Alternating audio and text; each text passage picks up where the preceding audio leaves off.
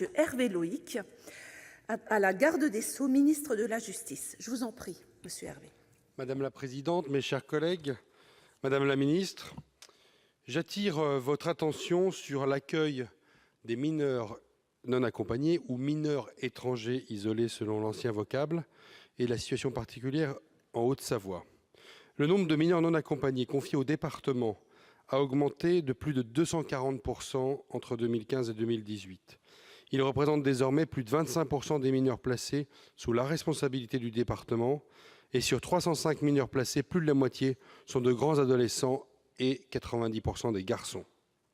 Au regard de ces chiffres inégalés en constante progression, notre département de la Haute-Savoie a développé des offres d'hébergement, fait appel au réseau hôtelier et ponctuellement aux familles de parrainage. Malgré cela, les hébergements sont saturés par l'afflux continu de mineurs isolés. Je rappelle que la Haute-Savoie est un département frontalier. Le personnel majoritairement féminin est épuisé et demeure en difficulté face à un public ayant parfois atteint la majorité depuis longtemps. Aussi, je souhaite savoir si le gouvernement envisage un véritable plan d'urgence pour répondre à l'arrivée massive de migrants mineurs. Malgré l'inscription d'un budget de 10 millions d'euros en 2018, le département de la Haute-Savoie n'a plus les moyens suffisants d'assurer sa responsabilité dans des conditions dignes. Je vous demande quelle compensation financière le gouvernement envisage pour faire face aux surcoûts engendrés par cet accueil.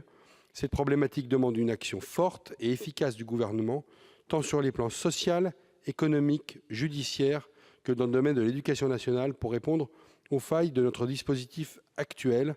L'avenir de ces enfants mérite une politique migratoire juste et réalisable. Et cette question, je vous la pose au nom, évidemment, des élus du département, du président du conseil départemental, qui a interpellé récemment Monsieur le Premier ministre sur cette question-là. La parole est à Madame Nicole Belloubet, garde des Sceaux, ministre de la Justice.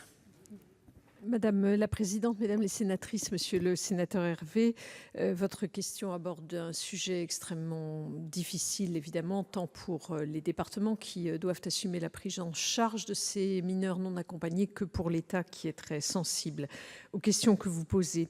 Le nombre de MNA est aujourd'hui plus important et plus élevé que l'an dernier à la même époque. Pour vous donner un chiffre, entre le 1er janvier et le 5 octobre 2018, 12 200 MNA ont été confiés aux conseils départementaux sur l'ensemble du territoire métropolitain, contre 10 162 en 2017.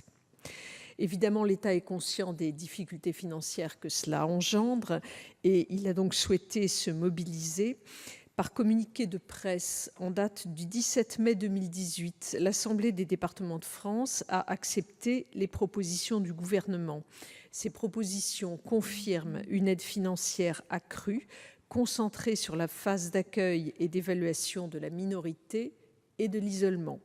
À compter du 1er janvier 2019, chaque évaluation sera financée à hauteur de 500 € et chaque mise à l'abri à hauteur de 90 € par jour pendant 14 jours, puis de 20 € du 15e au 23e jour. Donc un financement accru sur la phase d'évaluation de la minorité. Par ailleurs, le gouvernement a accordé un financement exceptionnel aux départements à hauteur de 30% du coût des frais de prise en charge du nombre de MNA supplémentaires accueillis au 31 décembre 2017 par rapport au 31 décembre 2016. Le montant de ce financement exceptionnel de l'État a été fixé par un arrêté du 23 juillet 2018. Cet arrêté prévoit que le département de la Haute-Savoie sera indemnisé à hauteur de 900 000 €. L'ensemble représente un financement à hauteur de 132 millions d'euros. Pour renforcer les outils à disposition des départements dans la phase d'évaluation de la minorité et de l'isolement et afin de limiter les situations de réévaluation qui sont coûteuses pour les départements et qui sont nocives pour les mineurs, l'article 51 de la loi du 10 décembre 2018 pour une immigration maîtrisée, un droit d'asile effectif et une intégration réussie prévoit la possibilité de relevés d'empreintes digitales qui feront l'objet d'un traitement automatisé.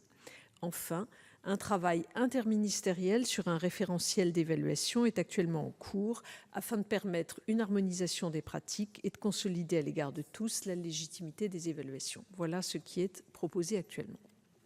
Monsieur Hervé, souhaitez-vous répliquer à Madame la Ministre? Il vous reste 36 secondes.